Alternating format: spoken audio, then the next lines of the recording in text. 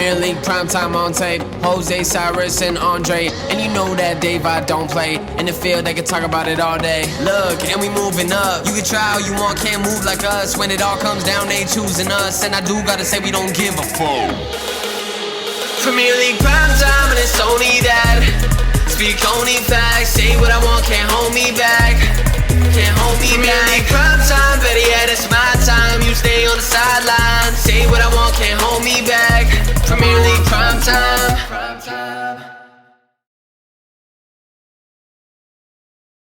Hello and welcome back to Premier League Primetime. Manchester United 0, Wolverhampton Wanderers 1. Honestly, I cannot be. I mean, how many times have you just already know what I'm going to say? You just already know. That performance was absolutely shambolic. Absolute shambles. Not good enough. When I saw Phil Jones, I was thinking, oh no, here we go. But you know what? Fair play to Phil Jones because he was actually all right. He was actually all right. Because, of course, we all forget the biggest problems in midfield. But let's take that away. Because the overall team performance, dull, rotten, pragmatic, sideways, backwards, no character, no leadership. Where's the accountability? Where's the cohesion? None of it. That performance was right up there with Liverpool, Manchester City, and Watford. One of the worst of the season. Again, David De Gea bailing us out, time and time again. If it weren't for David De Gea, yet again, another 6, 7, 8 goals conceded. I'll get right into the player ratings, starting off with David De Gea. Just more or less, the player ratings just more or less reflective of what I've said. 9. He was phenomenal. Again, if not for him, you'd be conceding 6, 7, 8. At right back, Aaron Wan-Bissaka. I praised him against Burnley. Defensively against Wolves, he was not as good. But going forward, it's just a broken record for me. Is it Hector Bellerin or Wan-Bissaka? Because I honestly cannot tell for my life. Because this man, his crosses, either beats everyone or beats the first man. Not good enough. Not good enough. Attacking output, horrendous. Needs to improve quickly. I still believe Wan-Bissaka can improve, but that is a shower of complete and utter shambles. Not good enough. I'd say 5. Phil Jones, and you know what? I will give Phil Jones a 6. For me, you know what? Of course, he had giveaways. Obviously, he had giveaways. He lost a couple of passes, turned the ball over. But you know what? He was all right. And you know what? Fair play to him. He kept it safe, kept it simple. He was mainly doing one-touch passing. But you know what? I'd rather have that than you dribbling forward constantly and losing the ball, or being Phil Jones of what we know Phil Jones as. So you know what? Phil Jones was actually okay. 6.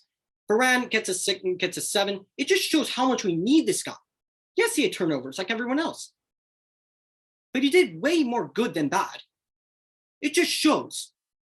I feel so sorry for Varane. He's probably thinking, why the heck did I come here? Why did I come here? I've gone from playing with Varane, and I've gone from playing with Sergio Ramos, Pepe in his prime, Marcelo in his prime, being protected by Casemiro, Kroos and Modric, and he's playing alongside Harry Maguire, Mr. Bambi, Victor Lindelof, the so-called Iceman, not good enough. Phil Jones, not good enough.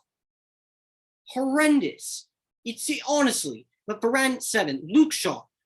Now, look, when a certain YouTuber hammers him all the time, I don't agree with that. But for me, he deserves every bit of criticism today. He was shocking today. The crosses that we all know he can hit, awful. Couldn't beat the first man. Weren't even placed in the right areas. Just hit him right to Jose Shaw every single time. And defensively, Adama Traore. The moment I saw this guy come on, I thought, oh no. And he was absolutely roasting him down our left-hand side. Honestly, horrendous from Luke Shaw. 4. Into the midfield, Scott McTominay. And now it is time to drop him. I said let him start against Burnley. Now it's time to drop. Poor again. He honestly, just please, just like what is so good about Scott McTominay? He's had 2 good games this whole season. Seriously, I've had enough of it. Not good enough. Not good enough. Just shows that we missed Pogba. It just shows that we should give the certain Dutch kid a chance. It wouldn't hurt, because surely it can't get any worse than that. Honestly, just every single one of those players, except for the ones that, and look, for those who can keep their heads held high, you know who you are. I'm not even going to mention it. You know who you are, including Daveye. But for the rest of you, hold your heads in shame. You're playing for the badge on your shirt. You're playing for Manchester United Football Club. And you put in that kind of performance. How poor is that? No, unacceptable. There's no excusing it. Horrendous. Anyways, getting back with Scott McTominay. 3, horrendous. Constantly, sideways, backwards.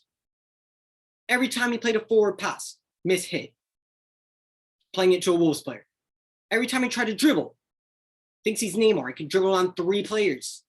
No, not good enough. And it's not an anti-McTominay agenda, as people have been, and I've been telling you that it was. I say what I see. Not good enough. 3. Nemanja Matic. I'd still keep him in the side, but it just shows his legs are aging. And he was having Dan Donker, even John Matinho, who's an old man, and Ruben Neves run circles around him. They dominated the midfield battle. He did put in that wicked cross in for Bruno Fernandes, who should have finished it. So that's inexcusable. But Matic, really not that great, but better than McTominay. I'd say a 5. Anyways, into the attacking midfielders, and Mason Greenwood and Jadon Sancho, for me, they both get a 6. I have no idea why they were taken off. Jadon Sancho was one of our best players. Mason Greenwood, one of our best players. And some people might be saying, what are you on about? But they hardly ever got the ball from the midfield. Their job is to take the ball from the midfield and carry it forward and create chances, to score chances. And they got little to none of the ball. So I feel sorry for them. We bought Sancho for £75 million. That's what he's there for. I will 100% defend Jadon Sancho today. But anyways, both of them get a 6. Cavani, look, his pressing game's great. But I mean, he just looked like a headless chicken just running around, to be quite honest with you today. Edinson Cavani, I'd say you're average. I'll just give him an average 5. Cristiano Ronaldo, now, what sums him up? I don't remember, but someone played a ball at let's say 2-3 yards in front of him. He stops and just goes and has a moan. I see Jadon Sancho from the halfway line run his socks off and just managed to keep the ball in play. And I think it was Mark Hall or Kilman clears it out and we win a throw in. Move your legs, man. You have a body of a 23-year-old. And no, you're 36, 37, but come on. You're also wearing the captain's armband. You never lost a game while you're the captain. Well done for breaking that record. You're also one to blame as well. Not good enough as well. Poor, absolutely dreadful. Leaders don't constantly moan. They give their team a kick up the backside when needed. They bring the team together. Lead by their actions. Lead by their performances. You're not leading anything. And especially in Cristiano Ronaldo. That man, that name, that legend. There should be motivation on you to educate the Manchester United players that don't know what it means to play for Manchester United Football Club. There's little heart, little desire. What was that performance? Shame on you as well. Just because you're Cristiano Ronaldo does not mean you're devoid of criticism. I'll say that right now. Poor, not good enough. 3. Onto the bench. First off, I will start with Bruno Fernandes. I love Bruno. I defend him all the time, but I can't defend him for today. So many times, losing balls in key areas. Literally all the time. Constantly in key areas. That is just a shower of rubbish. Constantly losing balls in midfield. Pinging passes out of player to Wolves players. Giving balls away. taking too much time on the ball and getting dispossessed, getting double teamed when you should just play the ball quickly, out of danger, in and around our 18-yard box. What are you doing? And how do you not, the chance that you missed, oh my days. It's harder to actually miss that than to score. And people are going to say, oh, no, oh, Dave, I know you're moaning. Well, I'm pissed. I'm hurt from that. I'm hurt from this game because you were absolutely dreadful today. Not good enough. And of course, the Dutch kid, I'm not even going to just waffle on about it. It's a waste of my breath. I mean, how we Manchester United continue to persevere with Scott McTominay and not give the blonde Dutch kid any chance, any opportunity in the Premier League. Not a single start. I honestly cannot be asked. Makes zero sense to me. Bruno Fernandes, 2. Marcus Rashford gets a 1. Marcus Rashford gets a 1. And you want to know why he gets a 1? I'll give him a half a point for putting his boots on the right way and another half a point for putting his shirt on the right way.